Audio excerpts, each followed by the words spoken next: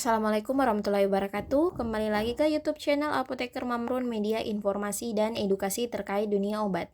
Yuk, mari belajar bersama Apoteker. Namun sebelum itu, jangan lupa di like, comment, share, dan subscribe. Dan jangan lupa klik tombol lonceng agar tidak ketinggalan video terbaru kami ya. Terima kasih. Bagian Quality Control Industri Farmasi sedang mengevaluasi mutu tablet ketokonazol. Untuk mengontrol kualitasnya, salah satunya adalah dengan melakukan uji kerapuhan. Nah, uji kerapuhan ini adalah uji atau parameter yang digunakan untuk mengukur ketahanan permukaan tablet terhadap gesekan yang dialaminya pada saat pengemasan dan pendistribusian. Nah, pada hasil pengujian didapatkan data sebagai berikut. W0 atau berat tablet sebelum diuji adalah 399 mg dan W1 atau berat tablet setelah dilakukan pengujian adalah 3980 mg. Jadi mengalami pengurangan berat tablet ya. Nah, pertanyaannya, berapa persenkah kerapuhan uji tablet tersebut? Jawabannya adalah A, 0,47%. Jadi, uji kerapuhan tadi adalah kita melakukan pengujian seberapa tahankah permukaan tablet terhadap suatu gesekan yang dialaminya pada saat pengemasan, pendistribusian.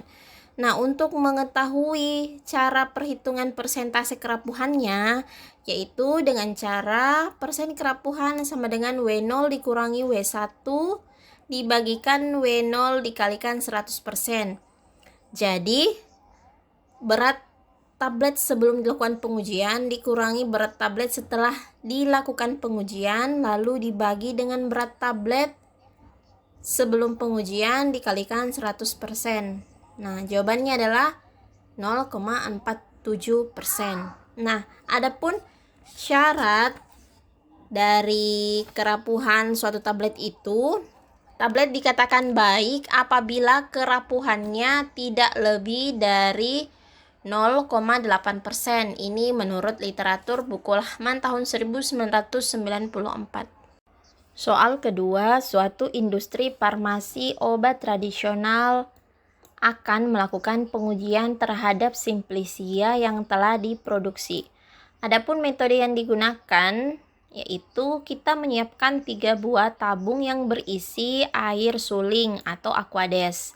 Kemudian sampelnya yang akan diuji itu dilakukan pengenceran menggunakan aquades tadi. Berarti kita akan mengurangi konsentrasi dari suatu sampel dengan menambahkan pengencer air suling. Nah, dari masing-masing pengenceran dipipet sebanyak 0,5 mili lalu dituangkan ke dalam media PDA. Jadi PDA ini adalah akronim dari potato dextrosa agar. Kemudian diinkubasi pada suhu 20 sampai 25 derajat Celcius. Nah, berhubung ini soalnya sangat panjang, sebenarnya inti dari soalnya ini adalah metode dan bahan yang digunakan pada pengujian tersebut. Jadi jawabannya adalah E, uji cemaran kapang kamir. Kenapa bisa demikian? Karena kuncinya di sini. Media yang digunakan adalah PDA. Nah, PDA ini adalah media yang digunakan untuk menumbuhkan jamur. Jadi kita bahas satu-satu ya. Nah, untuk uji cemaran logam, dia ini adalah untuk mengetahui adanya cemaran logam berat pada suatu sampel obat tradisional. Dan ini kita menggunakan metode atau alat yang disebut dengan spektrofotometer serapan atom. Jadi kita tidak menggunakan pengenceran sama sekali. Seperti yang dijelaskan pada soal.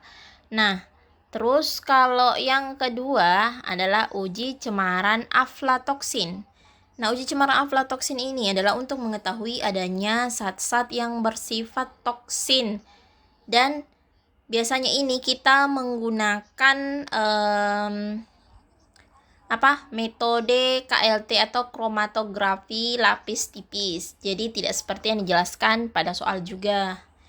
Terus yang ketiga adalah uji angka lempeng total atau disingkat dengan ALT.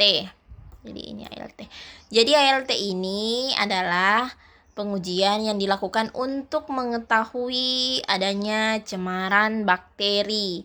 Nah, biasanya ini kita melakukan pengujiannya dengan cara menghitung jumlah bakteri yang terdapat pada sampel tersebut.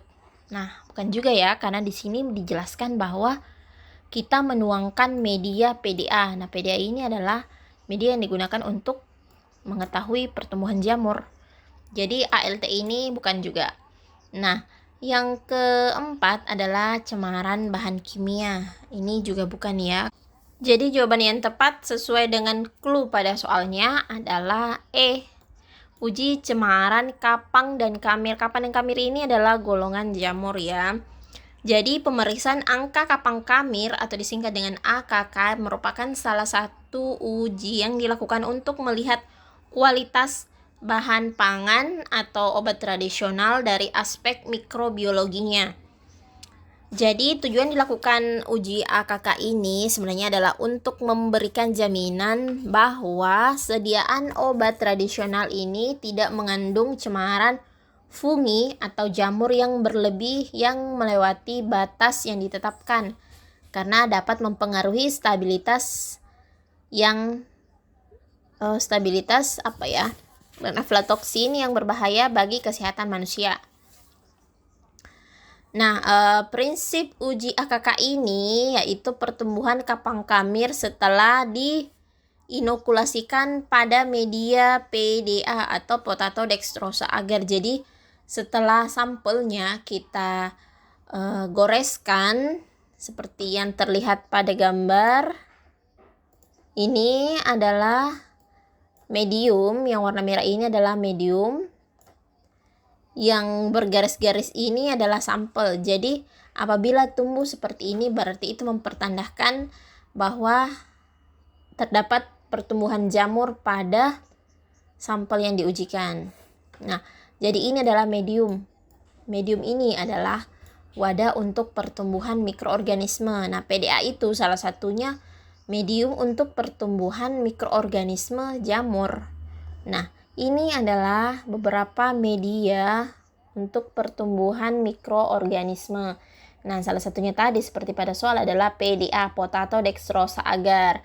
Fungsinya untuk yeast. Yeast ini adalah jamur ya. Nah, sedangkan untuk bakteri kita bisa menggunakan MBA, yaitu untuk mengetahui pertumbuhan bakteri gram negatif. Nah, ini juga ada nutrien agar. Ada juga SSA, medium Salmonella Shigella agar. Jadi ini untuk mengetahui secara selektif pertumbuhan Salmonella dan beberapa jenis Shigella lainnya. Jadi ini merupakan media untuk pertumbuhan bakteri. Seperti itu. Jadi inti soalnya tadi adalah kita menggunakan medium apa. Soal ketiga, suatu industri akan melakukan uji pada suatu ekstrak. Ini bertujuan untuk mengetahui ada tidaknya bahan anorganik dengan cara bahan dipanaskan pada suhu sekitar 675 derajat Celcius.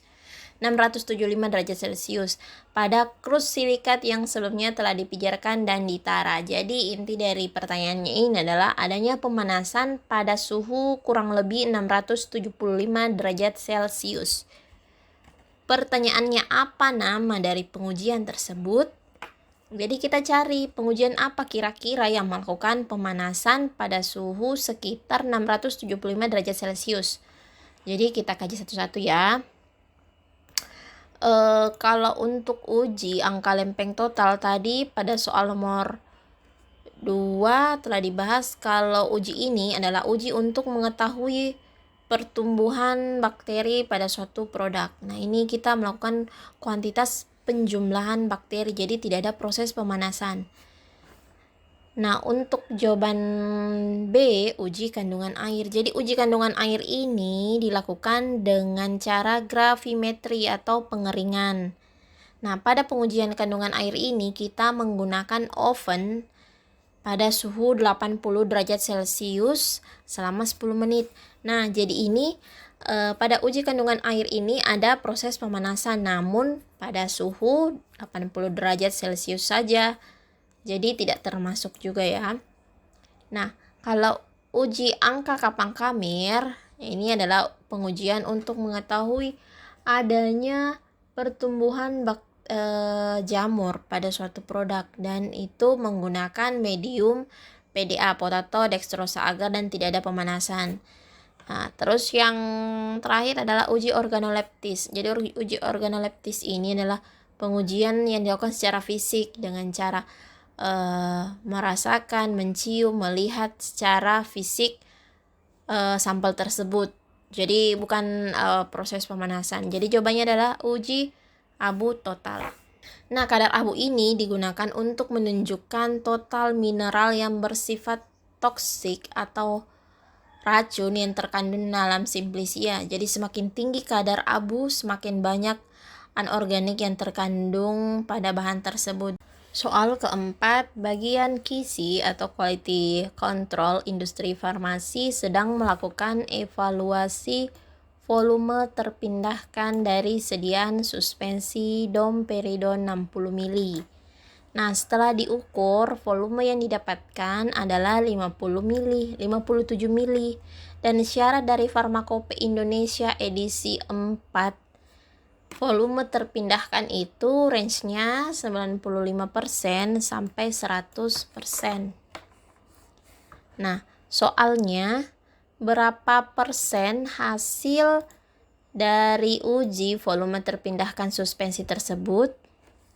Jawabannya adalah 95. Pengujian volume terpindahkan ini bertujuan untuk atau sebagai jaminan bahwa larutan oral yang dikemas dalam wadah sama dengan volume yang tertera pada etiket atau brosur obat. Jadi yang tertera dalam brosur obat itu sama dengan berat larutan yang dikemas dalam wadah. Nah, dengan prinsip atau cara mendapatkan volume terpindahkan adalah menuangkan sirup ke dalam gelas ukur, lalu mengukur volume sediaan yang terdapat pada gelas ukur. Adapun cara perhitungannya sebagai berikut. Jadi untuk mendapatkan persentase hasil uji volume terpindahkan, kita menghitung volume yang didapatkan dibagikan dengan volume awal dikalikan 100%. Nah, berdasarkan di soal, volume yang didapatkan tadi adalah 57 mili, sedangkan volume awalnya 60 mili, berarti ada pengurangan sekitar 3 mili dari volume awal dan setelah dipindahkan ke wadah menjadi 57 mili. Nah, persentase perhitungannya adalah 95%. Berarti ini masih masuk dalam kategori range standar volume terpindahkan.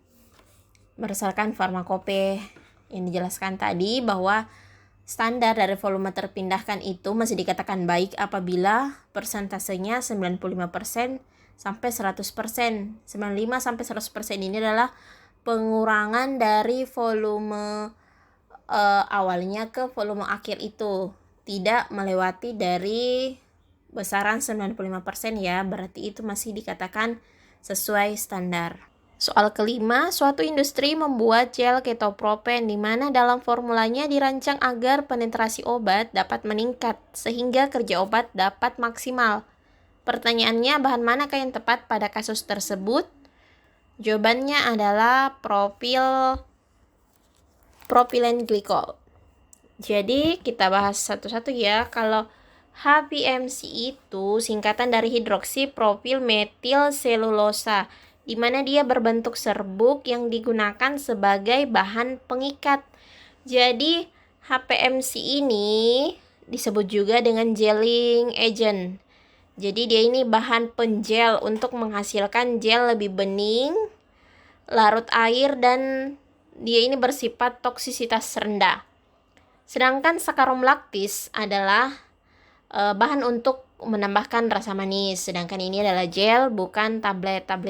Biasanya sakarum laktis ini dia digunakan untuk sediaan tablet. Nah, kalau untuk propil paraben, dia merupakan bahan pengawet. Jadi bukan ini ya. Terus asam benzoat ini dia berbentuk serbuk yang digunakan sebagai bahan pengawet juga. Jadi bukan ya. Nah, kalau propilen glikol dia ini berbentuk cair yang digunakan sebagai bahan pelarut. Jadi dia disebut juga dengan humektan. Jadi propilen glikol ini selain dia berfungsi sebagai pelarut, dia juga sebagai stabilizer atau penstabil. Jadi pada kasus ini kita membutuhkan propilen glikol untuk dapat meningkatkan bahan obat agar dapat berpenetrasi sehingga kerja obat dapat lebih maksimal. Jadi kita membutuhkan propilen glikol. Sekian dulu video dari kami. Apabila video kami ini bermanfaat, jangan lupa di like, comment, share, dan subscribe. Dan jangan lupa klik tombol lonceng agar tidak ketinggalan video terbaru kami. Terima kasih. Assalamualaikum warahmatullahi wabarakatuh.